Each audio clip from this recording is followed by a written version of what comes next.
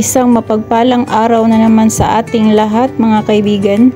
Isang resipe na naman ang ibahagi ko sa inyo. Simple at madali lang lutuin. Pas na muna tayo sa tinola at pritong manok. Subukan naman natin itong kinamatisang manok.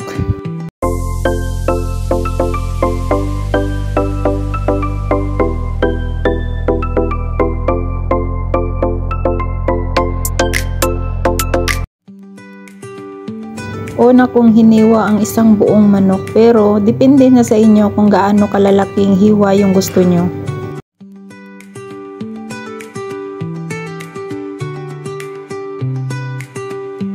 Pagkatapos i-cut yung chicken ay hinugasan ko at ibinabad sa asin at ginger powder ng 15 minutes para maalis yung langsa.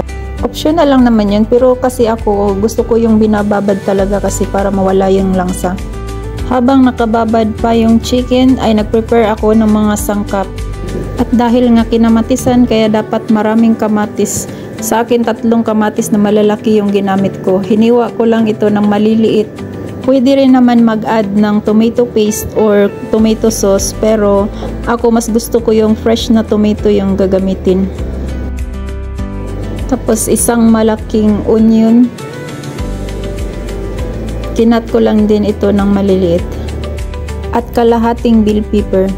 Mas masarap sana kung siling haba, pero bell pepper lang yung available kaya pwede na yan. At syempre hindi mawawala yung luya, pampawala ng langsa. Kinat ko lang sa 3 hiwa yung luya.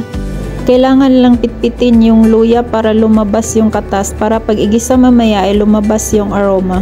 So after 15 minutes na ibinabad yung chicken ay kailangan itong i-drain at hugasan itong maigi.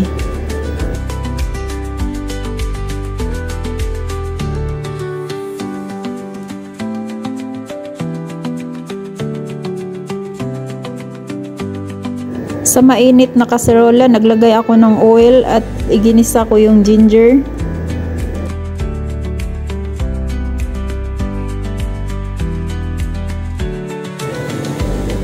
Lagay ko na yung onion.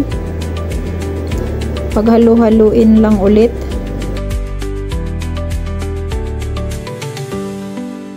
Tapos tomato and bell pepper.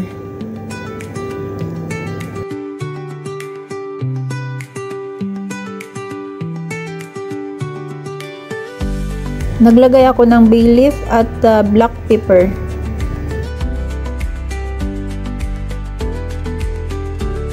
Tapos inilagay ko na yung chicken. Paghalo-haluin lang, kailangan igisa ito ng maigi. Takpan ito at hayaan lang lumabas yung katas ng manok.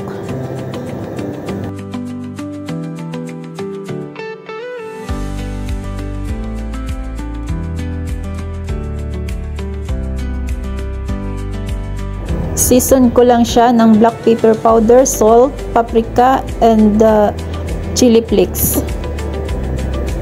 Paghalu-haluin lang ulit ito hanggang sa ma-absorb niya lahat yung mga sangkap. Takpan ulit at hayaan lang muna itong kumulo. At pagkatapos nag-add ulit ako ng kaunting vinegar. Takpan mo na ulit saglit at hayaan mo nang kumulo. Tapos nag-add ako ng water. Takpan ulit at hayaan lang muna itong kumulo.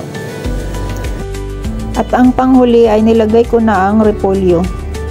Pwede rin pichay, depende na ayon sa gusto nyo, pero ako mas gusto ko yung repolyo.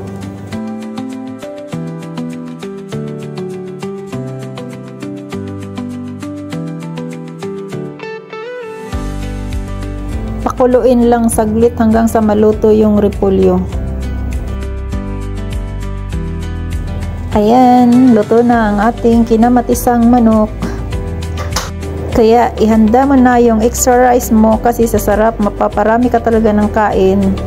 Mga kaibigan, kung sa tingin mo ay nagustuhan mo ang video na ito, please don't forget to like and subscribe my channel para updated ka sa mga bago kong videos. Happy eating everyone!